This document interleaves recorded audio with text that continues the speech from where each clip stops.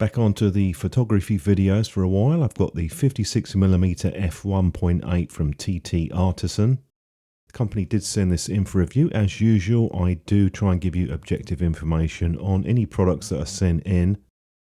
I put some of the key features and specifications on screen for you.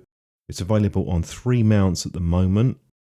Very minimalistic design with this lens, typical of many modern lenses. The construction is surprisingly decent really. It's made fully out of metal.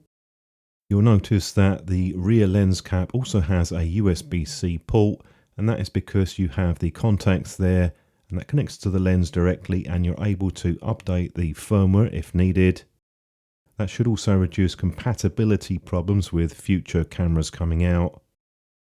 I'll just take the lens cap off and you'll be able to see the front element. 52mm filter thread for this lens. If I'm being a little bit picky, there is a slight edge on the filter thread on the outside. It's not sharp, it won't cut you, but just a small area which could be improved. They also supply this lens hood, which is also made out of metal. The only part that isn't metal is the bayonet mount on the underside. These type of lens hoods have advantages in the fact that they are quite small and compact, but there are some obvious drawbacks with it. You can't attach a filter, and the lens cap, of course, that won't fit on with the hood in place.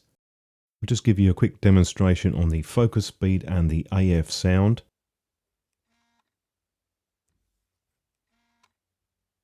They're using a stepper motor. It's pretty quiet, but it's not entirely silent. Here's a quick look at the lens resolution. Even at f1.8, the lens is very decent in the middle area. There's a very slight improvement when you stop it down in terms of contrast and details, but quite minor. A little bit of softness in the corners wide open. It does improve a bit, but it never quite gets fully sharp, although the corners are quite decent at f8. The lens performs quite well at the minimum focus distance of 50 centimeters. Even wide open it's quite good. It does pick up a little bit when you stop it down. And if you're wondering how the lens performs on full frame, there's some fairly heavy vignetting at closer focus distances when it's wide open. And you get a much more defined circle when you stop the lens down, and that becomes even more pronounced at longer focus distances.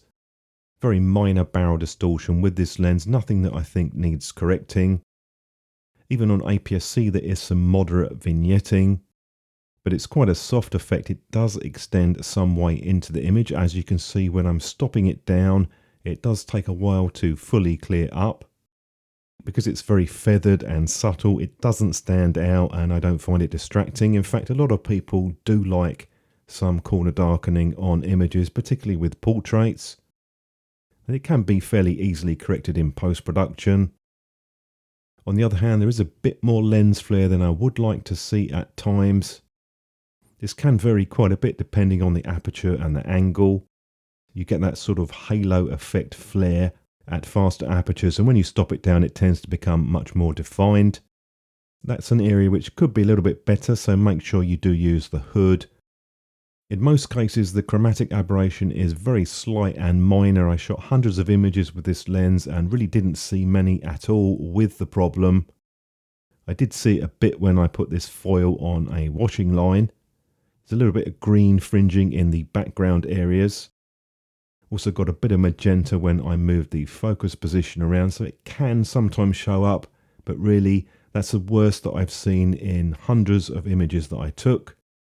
It's quite well controlled on this lens, much better than the 50mm 1.2 that I looked at from the same company. Portraits are going to be one of the main uses for this lens, so I've just included some shots that I've taken to give you an idea of how the lens is rendering. You do have pretty good depth of field control. You'll be able to smash out that background quite effectively. And even with closer backgrounds, I found it to do quite a good job overall. Of course, you're going to need to go to something like a 1.2 to get that super defocused effect. And I also used it for a couple of action shots, and the focusing was absolutely fine. I spent some time taking different shots at different apertures and distances to try and give you a look at the out of focus areas. I thought the blur with the lens was in the majority of cases very pleasing. I mean, I wouldn't say it was perfect though. There are some instances where with busier backgrounds you can sometimes get a little bit of outlining, but I didn't see anything that was very distracting or annoying. This would be in the region around about 7.5 for the blur effect for me. In other words, a solid, good performance. As usual, there are a lot of variables with this, including the distance to subject, the background aperture. It's really not a scientific test, it's just something which is down to your own personal opinion. But you will find at longer distances that it won't be quite as smooth. I'm quite picky on this myself. There's certainly lenses that I have used that I haven't liked the look of. Some people do like to have a bit of an edge with the out of focus areas, particularly with light sources and specular highlights, areas like that. I've done a few more sample images for you to have a look at, and I'll give you some of my thoughts with the TTArtisan.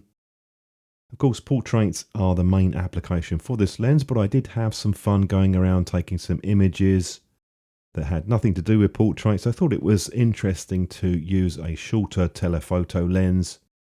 I wouldn't want this to be the only lens in the bag. Of course, you'd want something a bit wider, something between a 24 and 35mm for APS-C. And those lenses are a bit easier to use for day-to-day use because of their wider field of view. On the other hand, I had to think a bit more about my composition. It was certainly interesting to use this to make a break from your normal zoom lenses or wider angle. And that's why I've put this gallery of shots up, just a few places that I went out to visit. And this was the only lens that I took with me. With a minimum focus around about 1/2 meter, it's not bad really for closer up shots, although it isn't anywhere near a macro. It would also make a pretty good lens in low light, particularly if you're doing things like weddings or indoor shots. There are a couple of things that I didn't like with this lens, and I will talk about those briefly. As I mentioned earlier, the machining around the filter ring could be a little bit smoother. Like most mirrorless lenses, this is using focus by wire for manual focus. So when you turn the focus ring, it activates the motor to change the focus distance. Although the ring is well dampened, there's no real feedback from it, unlike a mechanical focus, which I much prefer myself.